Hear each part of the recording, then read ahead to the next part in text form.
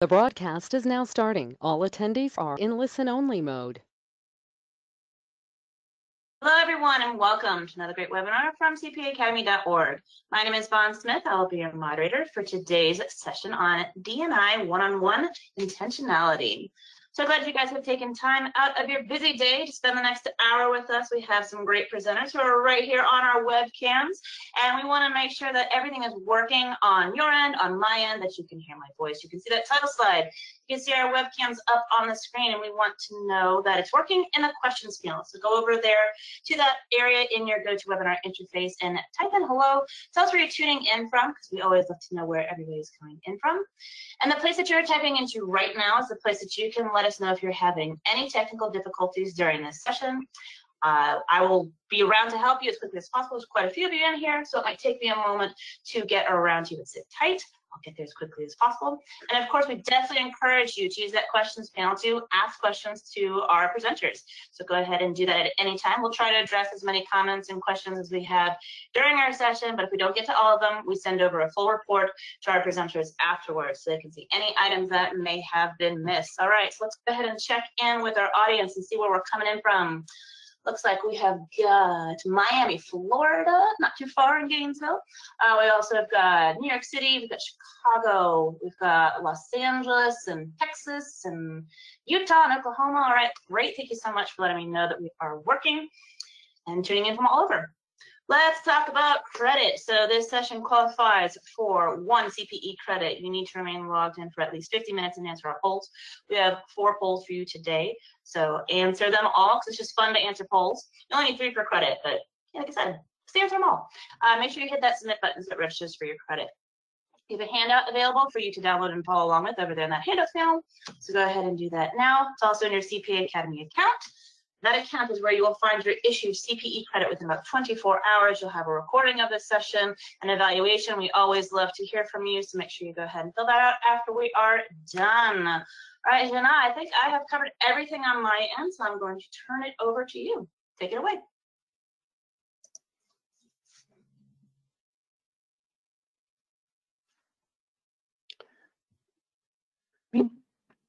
Can you hear me now?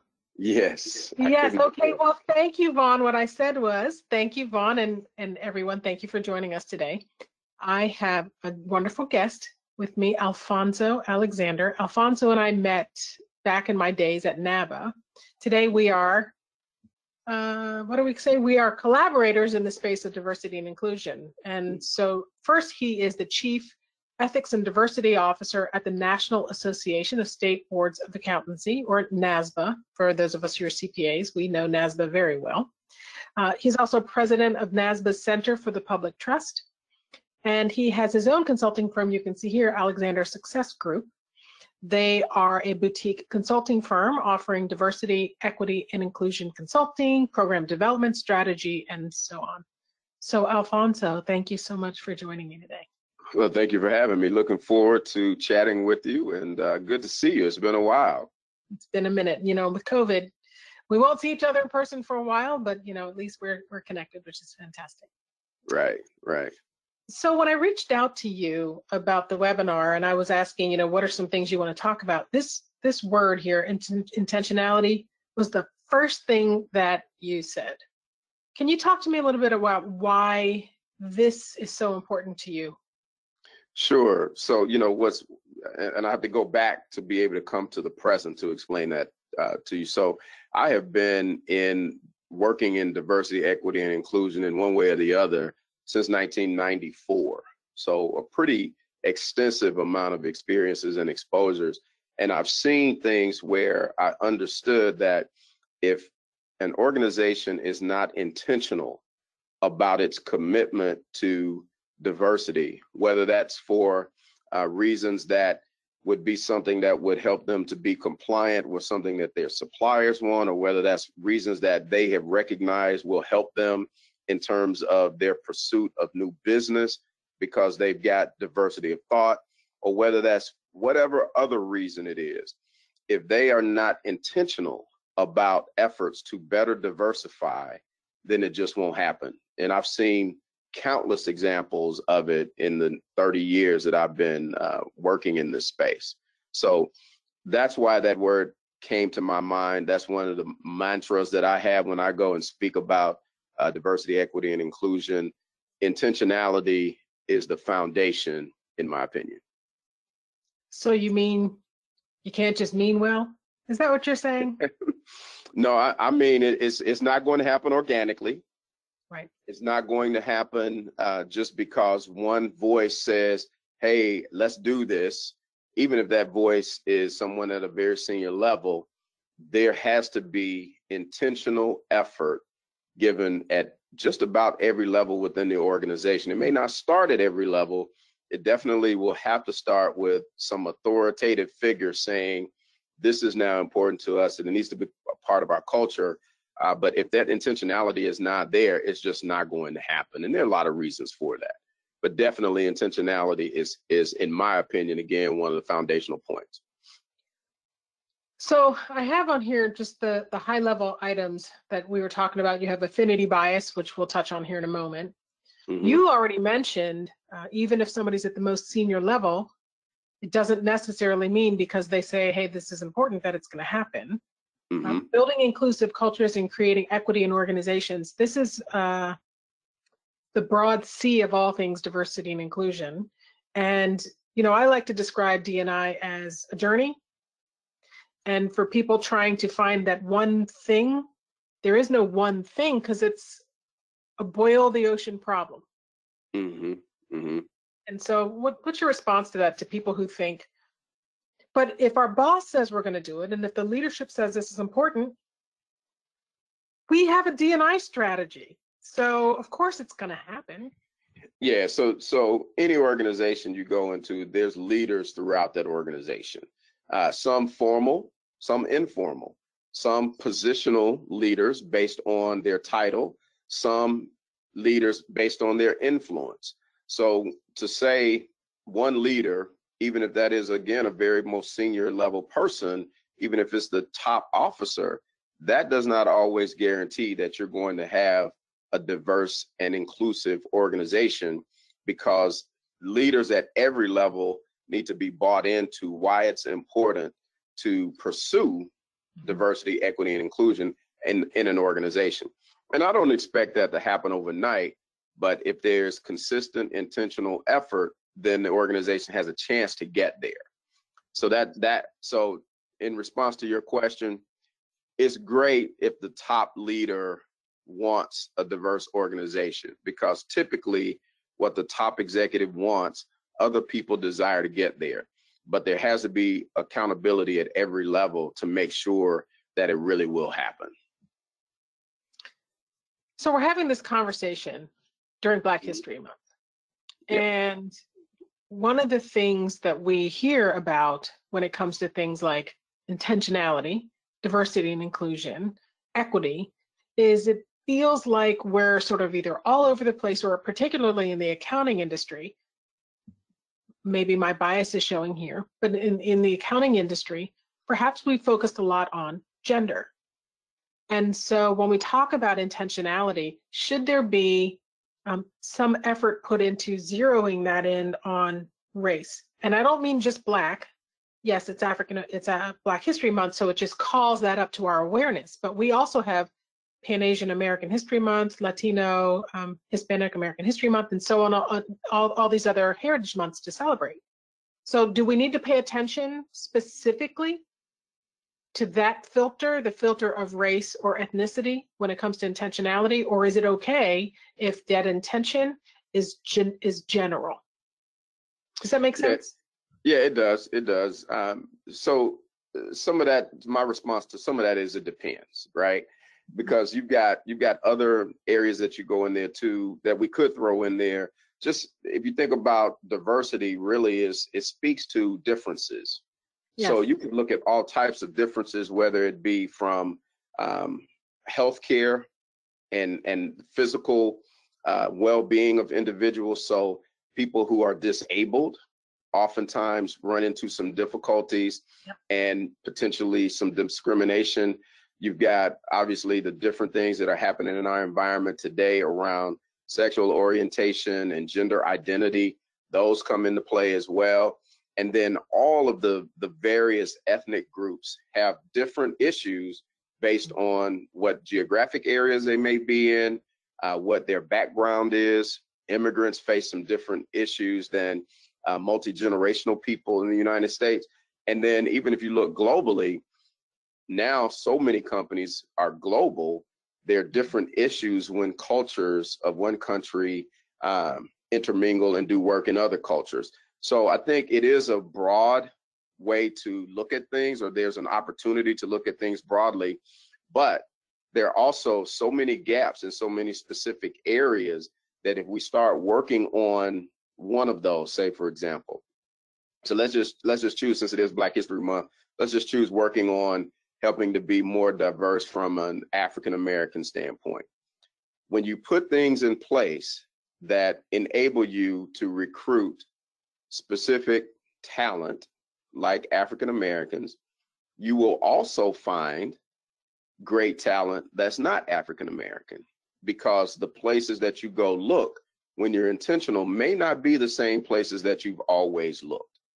And I'll give you an example. One company that I work with, the CEO graduated from an Ivy League school, and they have a significant number of individuals at this company that graduated from that Ivy League school. The COO, who was at one point the controller, was at another point the CFO, and now is the president and COO, graduated from a state institution that is a very reputable state institution. But this firm has nearly 1,000 employees, and they have a disproportionate amount of people that work at the company that are from Ivy League schools. And it's because the CEO, not thinking that he was being discriminatory at all, said, anybody that wants to work for us that comes from my alma mater and these other 3 schools, I trust that their great talent will find a place for them. And so he began to get frustrated at one point because he was not getting top tier talent from those schools, but he was getting good talent. Mm-hmm. And in our conversation, I used an example. I said, well, your number 2 person graduated from a state institution in the southern part of the United States. So there's a stigma there, right? But you would, based on conversations you've had with me, you would line him up against anybody, any COO in your industry. And he said, yes, absolutely. I said, so instead of you just going and trying to get 10 people from an Ivy League school, why don't you go to some state schools and say, hey, I want to see your top 10 students in your graduating class. And I would guarantee you, or the top 10%, I would guarantee you that the quality and the talent there would be equal, if not better, than what you're getting right now with the limited number of schools that you recruit from. But his intentionality was there as it related to going to the Ivy League schools to recruit. But what he didn't realize is he was dealing with an infinity bias that you have on the screen, and he had no idea. And it's easy. I'll tell you, it is easy to fall victim to affinity bias. So can you tell everyone who's listening, what does it mean? I mean, yes, I see gummy bears on the screen. And all the green ones, which by the way are the best flavor, but all the green ones are on the one side. This looks kind of like segregation, but that's not what you're saying affinity bias is. No. And affinity bias is really sneaky, because one thing that fuels affinity bias is we're all looking at all of our companies and our firms and organizations, and even things that we do outside of work. We're looking for people that are good fits. We're looking for good cultural fits. Exactly. And so that good fit tends to be something that fuels an affinity bias. And I'll explain it to you in this way. Well, let me tell you what the definition of it is. It's basically where we favor or have a bias toward things that are most familiar to us. or things that are like us. So people who are like us, people who are most familiar to us. So here's the best example I can give to you. Jina, if you were to reach out to me today and say, hey, Alfonzo, I'm looking for a person to be on my team, and here's the skill set that I desire. What I would do is I would start mentally going through my Rolodex of people that I think might be good fits for you. And before I catch myself and before I'm intentional about it, when I'm writing this list down, 9 times out of 10, the list that I come up with will be mostly, if not completely, African-American men. That's my natural instinct. I think about other guys that I know, and most of the guys that I know that I interact with on a day-to-day basis are African-American men. Right. So that's an affinity bias. So then what I have to do is I have to be intentional. And before I send you the list of names or any referrals, I step back and I say, whoa, wait a minute. I don't have any women. I don't have any men who are not African-American on here. Let me recast my net and now be intentional about who I might want to recommend. And then I will send you a list that's more complete. But my natural instinct is to go to the familiar. So I sometimes refer to affinity bias as familiarity bias. Yes, absolutely. You know, So, but no, go we're ahead. going to get fired by our attendees if we don't do a polling question. So before we do that, so Vaughn, I'm teeing you up here. Before we do that, what I just wrote down from what you said is, it's not enough to have good intentions, but you have to be intentional in how you then move forward, because that's not the same thing. Having good intentions, Right. not enough. Intentionality is about action. Right. Me, it's about action. It's not good intentions. It is a verb, if you will, in terms of let's be action oriented. Let's make sure that we put things in place. And I know we got to do a poll, but let me give you a quick example. Well, hold on. Let's do the polling question if you don't mind first, because we want to make sure we fit all of them in our whole allotted time. Let's do it. All right, perfect. All right, y'all are on the right wavelength. Thank you so much. We're going to go ahead and launch that first poll up onto your screens now. Let's go ahead and get your votes in for your CPE credit.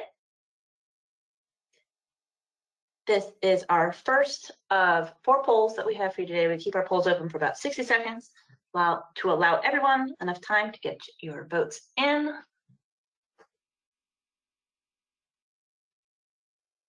And I see you all are voting.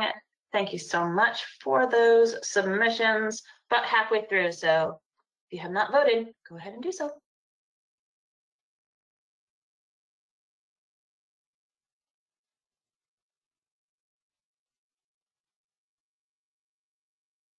Okay, about 15 more seconds.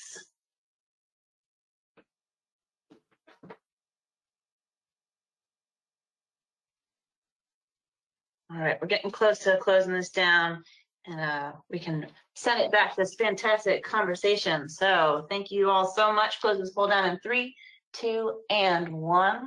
All right, Jina, back to you. Thank you. So I wrote down, you were going to give us an example of intersectionality is a verb. Well, no, intentionality, using it, thinking of it in terms of a verb. But actually, the example that I wanted to give you is one that is so common in terms of why this is so important and so visible if we pay attention in corporate America. So for many years, for 11 years in total, in fact, I worked for a national firm that focused on diversity staffing and recruiting. So companies would bring us in to help them better diversify their firms and organizations.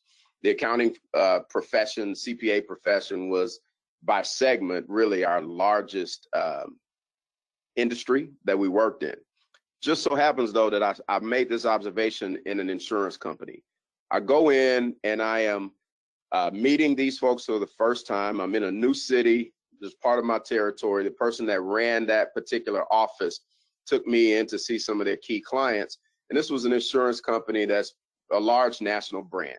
So I go in And I'm noticing that there's a disproportionate number of African Americans working in this particular company at this location, more so than I've ever seen before.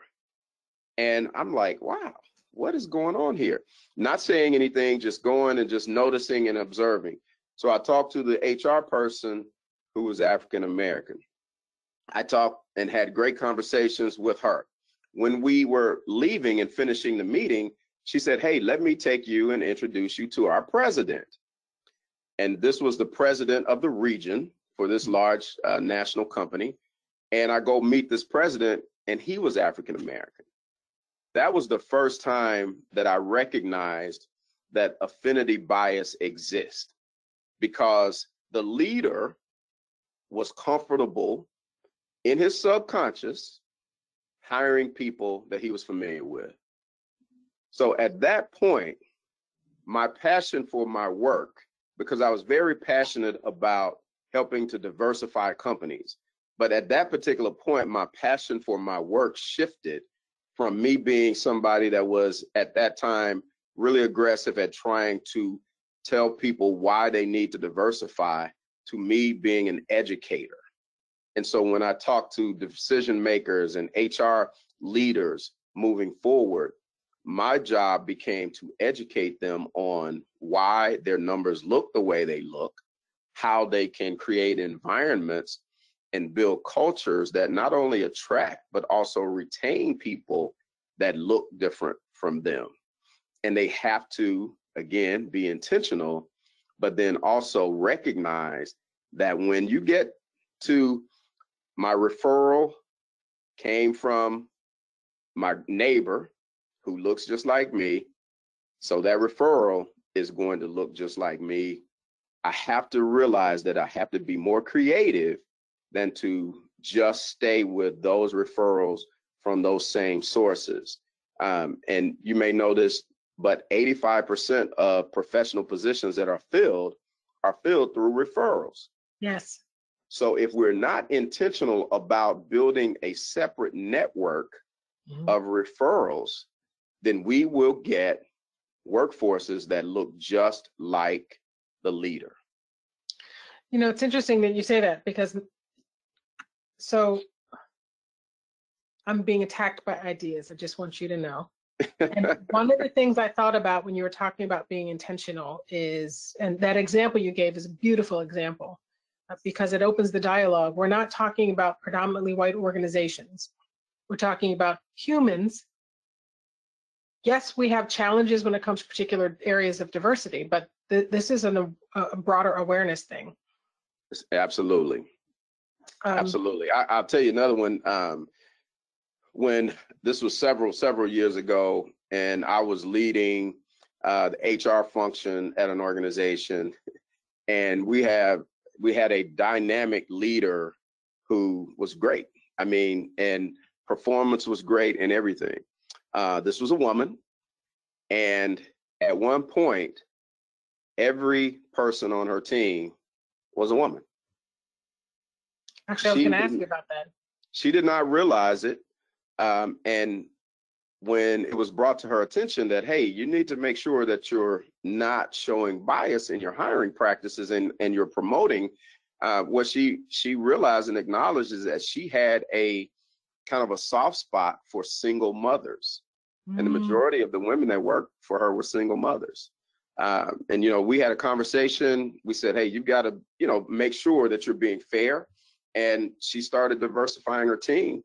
And, you know, the last time I saw and heard anything from the team was very diverse, but it just did not register with her that she was falling victim to an affinity bias. So I just wanted to double back in what you said about the like me referrals. And one of the challenges and one of the things that I think a lot of companies, as they start to evaluate their recruiting process, is to specifically look at what they have in place to encourage existing employees to refer their colleagues along their network into the organization, and being aware that it is a great thing to do. Oh, you can't hear, I think something just flipped. Vaughn, can you hear me? Yes, I can hear you. All right, so Alfonso, we can't hear you. Okay, I can hear you now. You're back. Yes. Okay, it went You were blurry. frozen for quite some time. Okay. I think The last thing I heard you say was the like me. yes. So what companies are starting to do when they evaluate the recruiting processes, you're aware, but is one of the things they have to look at is their referral program, where employees are encouraged to say, hey, tell your friends, tell your colleagues about our positions and encourage them to come in. Because the downside is the affinity bias. The flip of that, though, conversation is that a lot of times that might be one of the most successful ways for minorities to get a foot in the door. Because they might not be seen, they might not be invited in for an interview, or it might not even get past the, oh, I don't know who this is. There are all kinds of other biases at play. So I just wanted to throw that out there because this stuff is complicated. Mm-hmm. And it can't simply be, let's get rid of that program because of the affinity bias. It's really to dig into the program to understand the implications.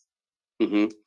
And one more thing. And then when you were just talking about the women-owned being more intentional, I just want to play devil's advocate on that one in particular, because a lot of times minority-owned businesses, and so that example was women, they want to create opportunities for others in their group. It doesn't matter whether it's race or gender, ability, etc., because of the barriers of finding positions in other organizations. So isn't that a good thing if women hire women? Mm-hmm. Yeah, so two great points and questions. So let me address the first one. So those programs should be a part of an overall strategy. Of course.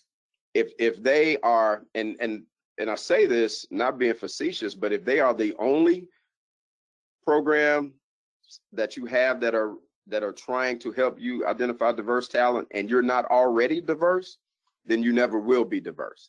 Right. So if you do have some diverse talent and you have those programs, they can help create opportunities, because you'll see some people that you would not have seen because they're not in your circle as a leader of an organization that maybe is not diverse. Sorry about that. I wasn't moving around enough. Right.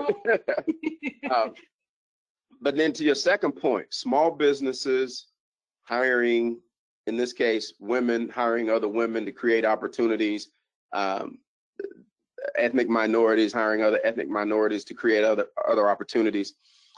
In my opinion, that too can be a positive, but still manage to the make sure that you don't fall victim to affinity bias or any of these other things that have positioned us to be the minority in our environment. And plain and simple, I think it's my responsibility as a leader to make sure that my team is diverse, not just for them. I want to create opportunities for everybody, but then also for my business. Because if I have a staff that's all male, then I am limiting my ability to get to and understand customers that are not male.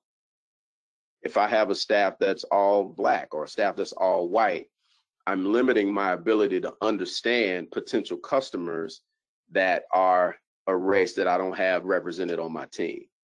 So that diversity of background and the diversity of culture coming in is helpful from a bottom line standpoint as well. But I think your question is good. I want to add into that just in terms of the nuances, because a lot of people think, but I understand those communities, or okay, I'm going to say this is tongue in cheek, but I have one of my best friends is Black, so I get it. But there's a difference. There's a term, and I don't know if everyone's heard this term, but it gets tossed out a lot. Lived experience. And when we talk about lived experience, it's one thing to understand what somebody else is going through, because or the barriers, because you might be friends with someone. Right. But Right. until, that saying, walk a mile in someone else's shoes, Mm-hmm. until you've had to face that experience, it is intellectual knowledge. Right. And that's very important knowledge. Right. But to your point, you can have an organization that's mostly men. They can be empathetic, intentional, aware, well-meaning, but you can never have the lived experience of a woman Mm-hmm. without bringing a woman into the group. And so I Right. just wanted to add that nuance in there, because too often people think, well, but if we can just bring in an outside consultant and they can, but we've done the research. And so Mm-hmm. Yeah. and it's Yeah. more complicated than that. Like everything else, this space of diversity, especially when we talk about inclusion and belonging, it's all nuanced. Yeah. Yeah. I'll tell you a funny story. When you say walking in someone else's shoes, I could give you countless ones of these, but I'll tell you one that is really one that's one of my favorites.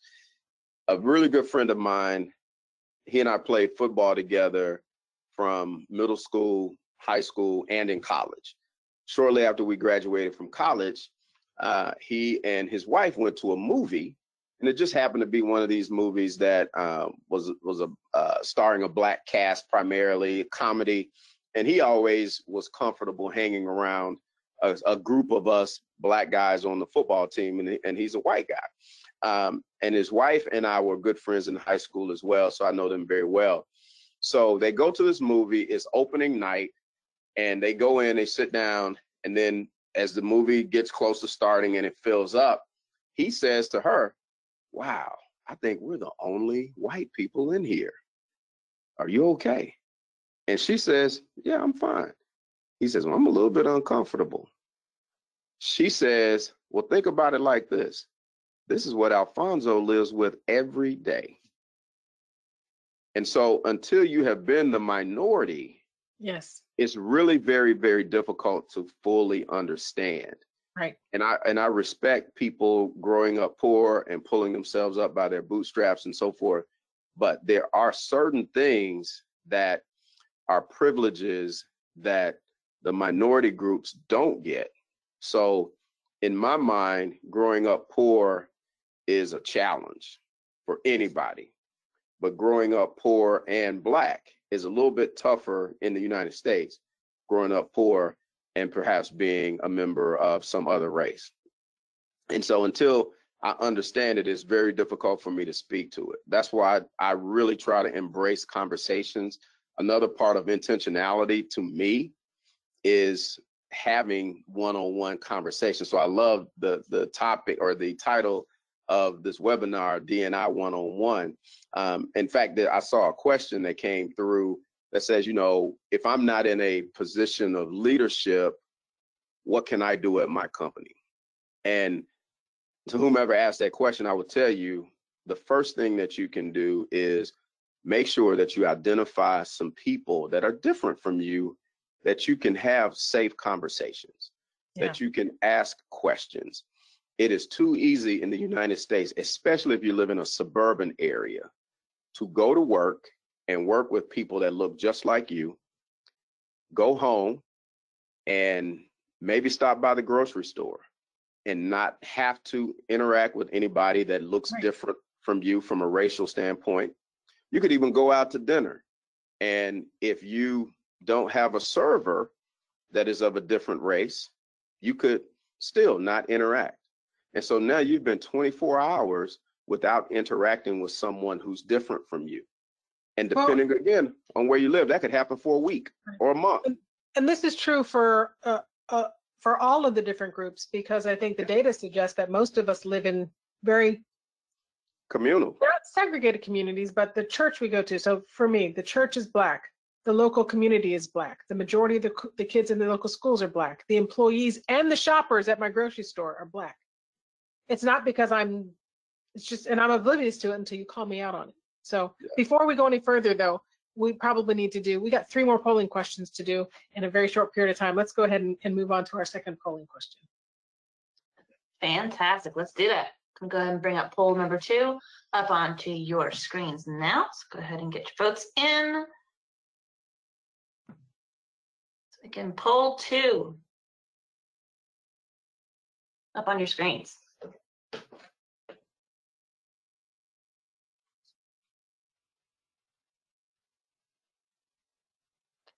while that poll is open, I will say this: I love that you talked about culture fit, and because too often in the past, good fit has meant like me in the real sense, as a Oh way yeah, to filter people out. So I just was glad that that came up earlier. yeah. All right, we've got about 15 more seconds on this poll. This again, poll 2. We'll have 2 more after this. No worries, we'll get all our polls in. Okay, gonna get ready to close this poll down in 3, 2, and 1. All right, poll is closed. Thank you so much. Back to you. Thank you. Thank you. So, when we were talking, I'm just throwing this to you out of the blue, so I hope this is okay. When we were talking, I think it was yesterday, I don't remember when, you said something called an Alfonsoism. and I wrote that down because I was like, I want to hear some Alfonsoisms. But I think you were just talking about, actually, I didn't have a note here. I just wrote that down. Is that just really speaks to some of the things that you've experienced over the years, that you've just kind of, you see things over and over and over, and eventually you get to the point where you've got something that you call it? Yeah, yeah. So I'll give you an example. So I was just talking about how we could literally go throughout our lives and spend days, months, maybe even a year potentially, if we're not intentional, without engaging with someone of a different race. So I call that our bubbles. Mm-hmm. So I have my bubble. My neighbors may have their bubbles. Somebody in another neighborhood, and I'm in my neighbor's bubble, right? Because if I see him or her out in the yard, I'll speak to them. We may have a conversation. But somebody, 2 blocks over may be in a different bubble. And so the reason that intentional word is so important to me is because if I'm not intentional about getting out of my bubble, then I could only learn about people who are different from me from social media, TV, or the newspaper, right? Yeah. And so those aren't always the best ways to really learn, because what ends up happening, and as a Black woman, you will know this for sure. You probably have had someone who's not Black refer to you as articulate before. Shockingly. Shockingly, exactly.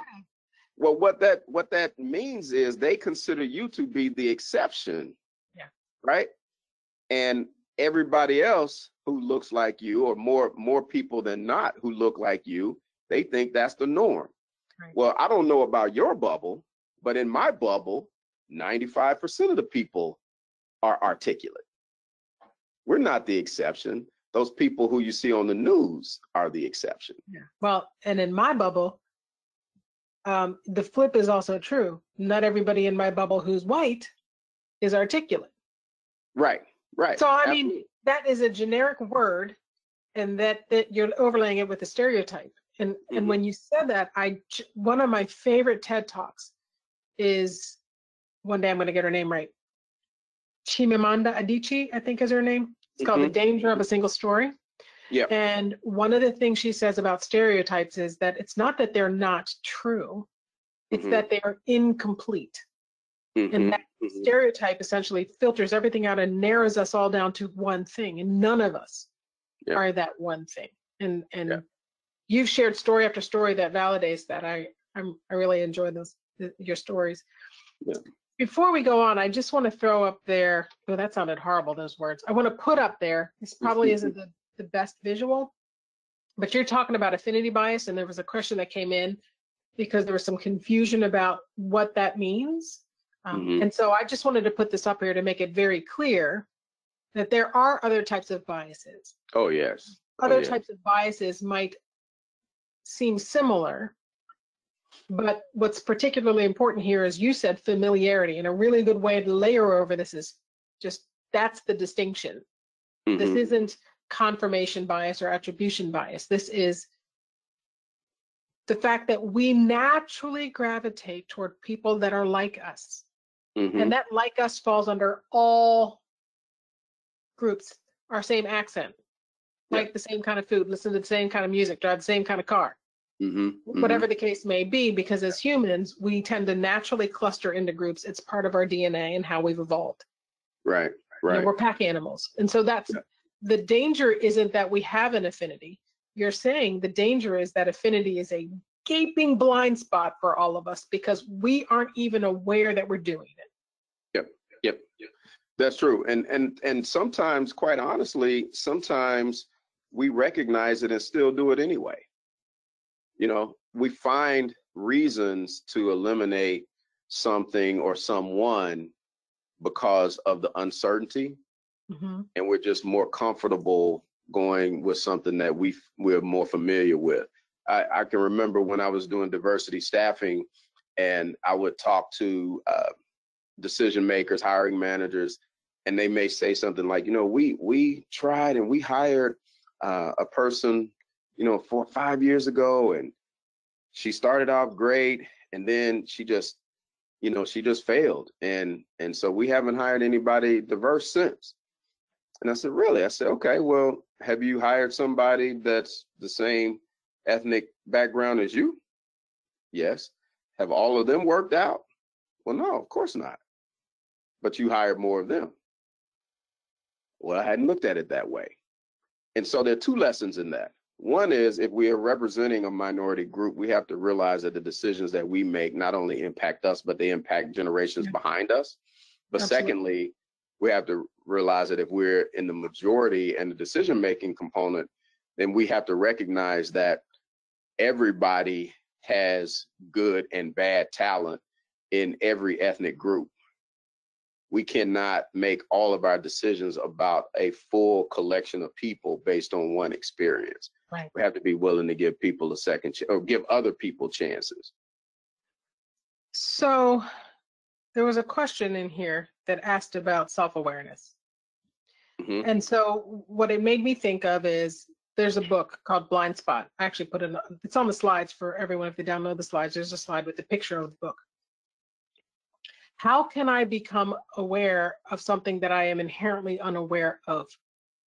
So I have an affinity, but I don't know that it's an affinity that might be blinding me. So this is all fine and good, but what do I do about it?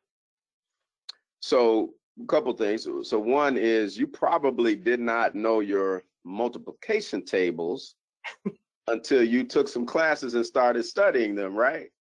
And I probably don't know them anymore, but yes. and you may have used some flashcards and all of those kinds of things, you know, because you didn't have the technology that's available now back then. So the serious part of that is, you educated yourself. Yes. Somebody at that point, teachers, parents, force you to learn those things. And so then you didn't have blind spots anymore in terms of your arithmetic. Right. Same thing. Once we recognize, wow, these blind spots do exist, people do have them, then the next thing that I would encourage someone to do is to try and identify what their blind spots are. So say, wow, let me see, you know, maybe I do have a bias toward this or against this. And then some of those things you may say, you know, that's actually a positive one that I have. I'll tell you one that is a bias that I have, and I'm going to keep it, but I manage it. So I referenced earlier that I played football in college. I know the work that it takes to be a varsity athlete at that level. I know how you learn to work in teams. I know how you learn to overcome adversity, all of those kinds of things. So whenever I see a candidate that was a varsity athlete in college, I make sure that I give them some attention in terms of resumes and, you know, potentially bringing them in for an interview, more so maybe than somebody else that doesn't have that. Now, what I've learned, I'm mature enough to not give them the edge, but I will make sure that I give them the attention so I can see if this is somebody that I want to move along in the process. And that's just a bias. You know, that doesn't mean that all of them are good, and I certainly don't hire all of them. Right. But I do take a look at that. And so sometimes it can be good, but it's all about also making sure that you build and try to build a culture that not only brings in best talent that is diverse, a great mix of talent, but also you have to do things to make sure people are included so that you can retain them as well. And that's part of the intentionality as well. You have to intentionally put together programs and things in place that take you out of your natural space, which is to show attention and be comfortable with someone that reminds you of you at that age. Right. How many times have we chosen a mentor or chosen to sponsor someone because, man, I see myself in that person 20 years ago, but that person's a little more talented than I am. And so we pour into that person. That also can be a great thing for that individual, but it can be limiting for someone else who may be just as talented. I'm going to pause for a polling question because I'm looking at the time and I want to make sure we can get 2 more in. Okay. You've read my mind. Thank you so much on that. Let's go ahead and bring that third poll up onto your screens now. So we have that there for you to answer for your credit. Thank you so much. Again, this is poll 3. We will have 1 more poll. Looks like we got about 15 minutes, 12, 15 minutes left. So we are good to go. And you were saying that about the mentor. Wow, that reminds me of me at that age. I would invite everybody to reflect on that because there might be a lot of other people that are doing that same thing. You're just not noticing them because of that affinity bias. That's and right. In fact, there are 7 people who are showing up just like you did. It's just only one of them looks like you. So, I mean, that was the first thought I had, which was, I'm sure there's more than one. Yeah. Stuff is tricky. So, where do you want to go next? Are we getting close on time? Yeah, we just have to wait until the polling question is closed. Yeah, no, we are good. We're going to go ahead and close that poll down now in 3, 2, and 1. Okay, that poll is closed. All right, back to you. So looking at the time, one of the things you just touched on would be good to talk about just for a few moments. So we put a lot of intentionality into recruiting. We bring in a more diverse workforce. We're starting to see that. Maybe we're predominantly male and we're starting to see our first few women working here. Or predominantly Caucasian, we're seeing a few people of color working in here. But they're not staying. And so you're talking about intentionality then of culture, because if you don't think about how they're going to feel like when they get there, that might be the first big red flag that there's going to be high turnover for these groups because they get in and the culture, they don't see themselves reflected in the culture. Can you talk about intentionality then on how do you get there to a place where everyone else feels comfortable without the people that currently work there feeling uncomfortable? Right. Sure. That make sense? Sure. No. Yeah. Oh no, I get it. You don't want to go completely opposite of leaving this group out, but now focusing and being intentional and leaving this group out. No, I completely get it. So that's why I think it's so very important to develop programs that all people have access to. Now, you can designate that you want to have a great mix of people in those programs, but putting together programs that all people would have access to. It's very easy for leaders to gravitate toward people like them and take them on as mentors or mentees, or to sponsor them, and then leave out people who look differently. So why not put in place leadership development programs that have a certain number of slots? And when you're selecting the individuals to go into those slots, making sure that you work hard to identify some of these new folks in your example that you brought in to be a part of these programs. Also, there's a lot of data out there that speaks to disparities in terms of promotion rates or based on gender, based on ethnicity, all of that. I would encourage anybody that's a leader in a firm to go back and look at their promotion rates and look at the rate at which they promote men versus women, that they promote people who are Caucasian versus people of other ethnicities, and see if it's equitable. And if it's not equitable, then ask yourself, really, is it that these folks are not as talented? Or is it that they're not getting the right projects? Is it that they're not getting a fair shake in some of the decisions that are being made because we may be looking through some other biases or maybe looking at some filters that aren't necessarily accurate? Or we might be well-intentioned, but the systems themselves have inherently put up barriers that we are blind to, that we're unaware of. That's possible, very possible. Yeah. So so you talked about inclusive culture. Can you touch on the equity piece? So when you talk about equity in an organization, especially as it relates to intentionality, what does that mean to you? Yeah, that's a great question. And I'm going to try to give you a visual. There's a great image that a nonprofit organization, I forget which one it is, but they use their couple, but there's one that I really like. And it explains equality versus equity. And on this particular one, there's there are two images, and the first image is this family. And they all have been given a bicycle. Bicycles are all the same size. They're the perfect size for the mother. They're too big for the daughter, too small for the father, and the son has a disability. So he's just sitting in his wheelchair beside the bicycle. And the others are on them and they're just not fine. Well, everybody equally received the same bicycle. Right. But they could not perform at the level that they were expected to perform with that equality. So then the next picture is equity. And then equity, the father's bicycle is bigger, fits him perfectly. The mother is still on that same size bicycle. The daughter has a smaller bicycle, and the son has a bicycle that he can recline in and actually pedal with his hands. And now everybody is moving at the same pace.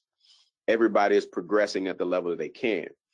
That is an illustration that just shows that to get the same results, I may have to invest a little bit more in one person in this particular area and less in another area for them. And at the same time, I may need to invest a little bit more in another person in a different area.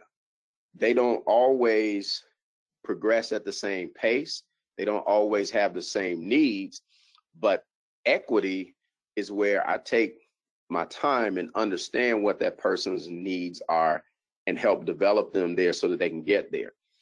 Very easy to do in our business environments because we typically will have goals and objectives for a person, and those oftentimes will include some development plans. Right. So if my development plan for Jina says, hey, Jina, I want you to be able to be more assertive in meetings. Now we can work on that together versus me not ever talking to you about that, but just saying, you know what, she's not assertive enough in meetings, so I can't send her to this best client. Right. And that happens every day. People don't get sent to that best client, get that right engagement because of a small correctable gap that needs to be closed. And what's interesting, coming back to, I was going to say infinity, coming back to affinity bias, part of the reason you might not feel comfortable giving me that feedback is because of the lack of an affinity. We aren't alike at all. And so our relationship is one that's prescribed by role. And so without training on how to then overcome these gaps, we might not even try. Yep. I'm going to do what you tell me to do. I'm filling in the check marks. I'm going through the forms and so I'm doing what you asked me to do, but it's not having the same effect. Yeah. And you know what's interesting, unfortunately, I'm going to tell you something that's going to shock you, but Black women get the least amount of constructive feedback in the workplace than any other ethnic group. Yes, I'm surprised to hear that. Because people have a perception that you are not going to respond to it in a professional manner and think that you might be emotional about it. And I just say, you know what? We have to treat others like we want to be treated and like we expect to be treated, and hold them accountable to handle it professionally.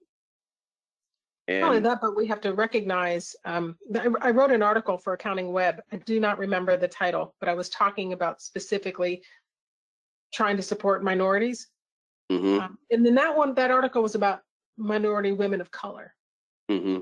And so what you said reminded me of it. And it wasn't because that's the only group we're trying to support and to help. But you mentioned this earlier. If you try to recruit, increase the diversity of your candidate pool by going to a different school or going to a different resource, Mm-hmm. you might find more qualified candidates across the board. Mm-hmm. And so although you might have gone to that source because you thought this will help me get more people of color, or I can hire some people from the LGBTQ community here. Mm-hmm. As it might turn out, you'll get everybody. Yep. And so in that article, I talk about something called the curb cut approach, the curb cut. And the curb cut story is that when curb cuts were first designed somewhere in California, they were designed to help people in wheelchairs. Okay. And they have become something that is ubiquitous. Everybody knows what a curb cut is. Everybody's driveway has it. Crosswalks have it. Why? Because everybody benefits from them. Right. Right. So you can serve a disadvantaged group, whether it's paint colors in your offices, you need to tone them down because people who have visual disabilities struggle with the excessive brightness in the office.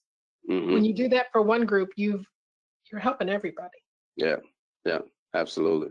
So it's not favoritism, to the point, all the way back to equity. A lot of people get confused because equality is fairness. But your picture says, no, equality isn't fairness. Different size bikes. That gets us the result we want. And the result we want is what we're driving for. Yep. Yep. Yeah. The boy who's handicapped in that picture, he will never get to the end location with the big bike. Right.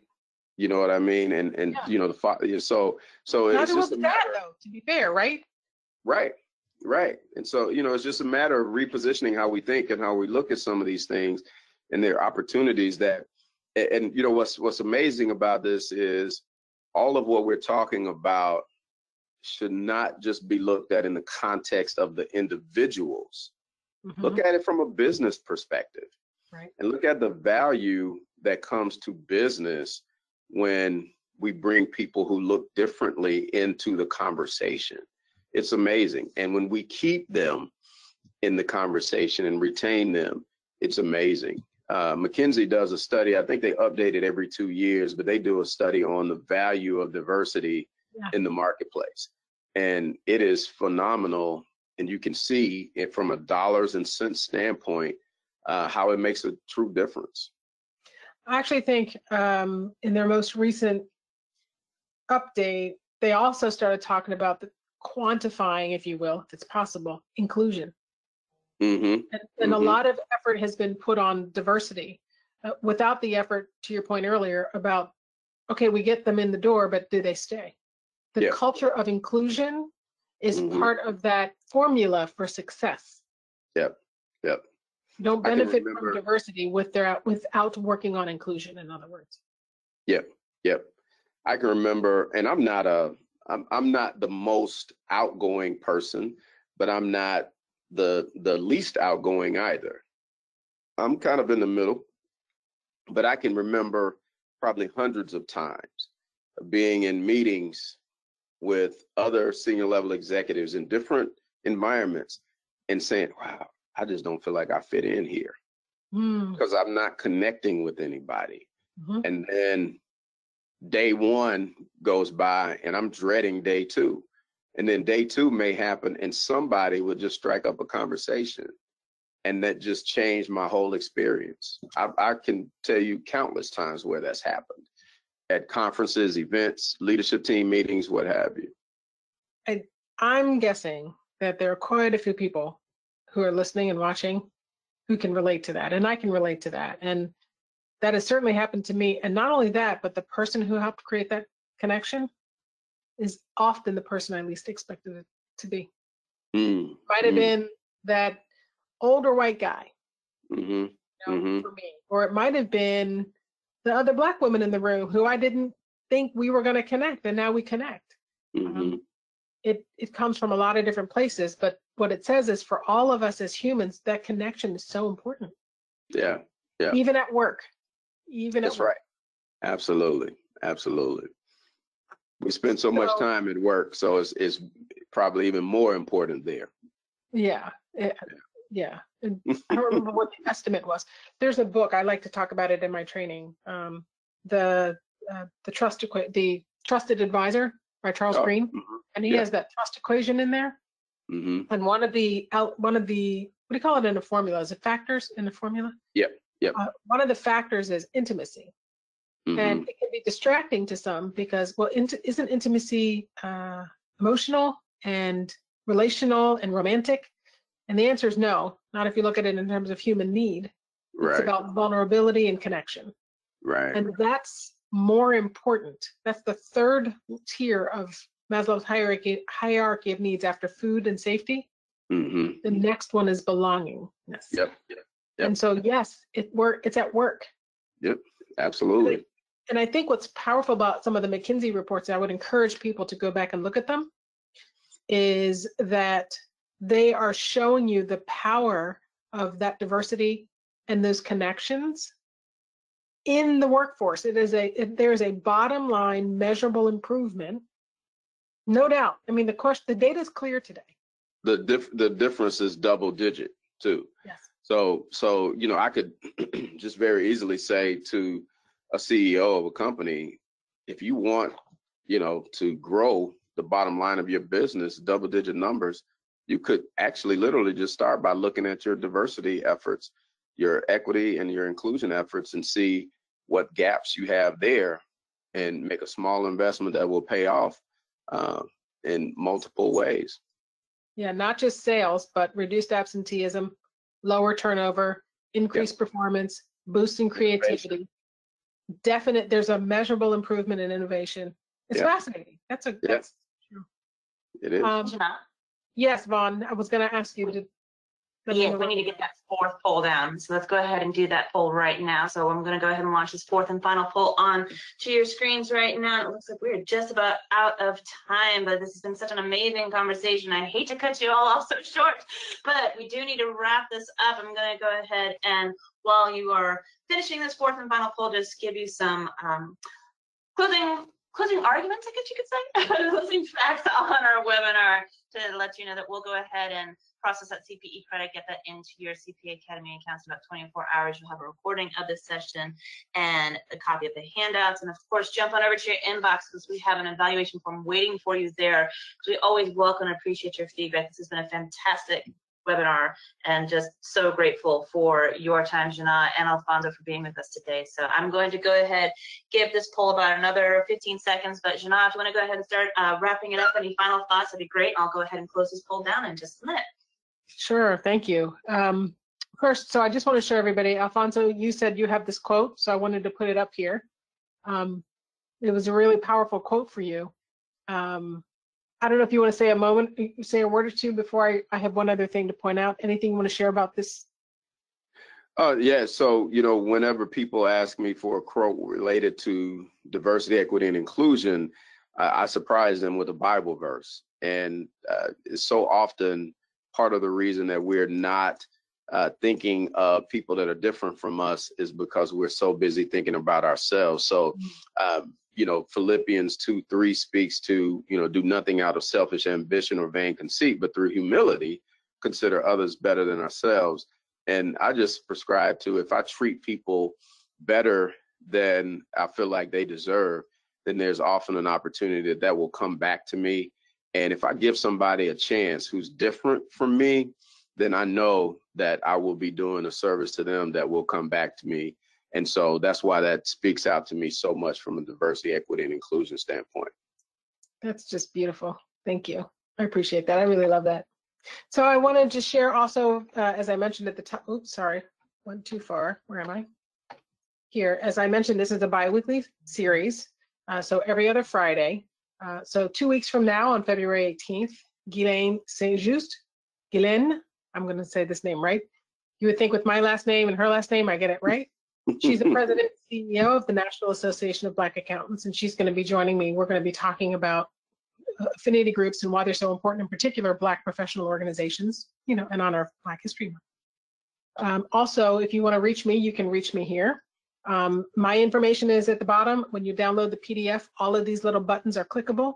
If you go to Alfonso's bio page and you click on his little icons, they will open up an email that will go you directly to his website, etc. Alfonso, thank you for joining me. This has been a fantastic conversation. It's been my pleasure. I appreciate you having me. And if I can ever do anything to be helpful to you again, just reach out. Glad to do it. Just tell NASBA we met all of our CPE requirements for the day. I will do that. Thank you. All right, Vaughn, back to you.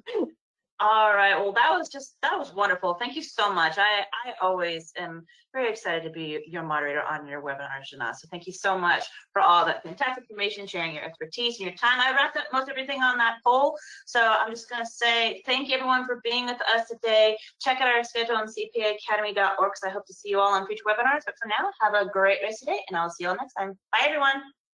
Bye. Thank you. Thank you.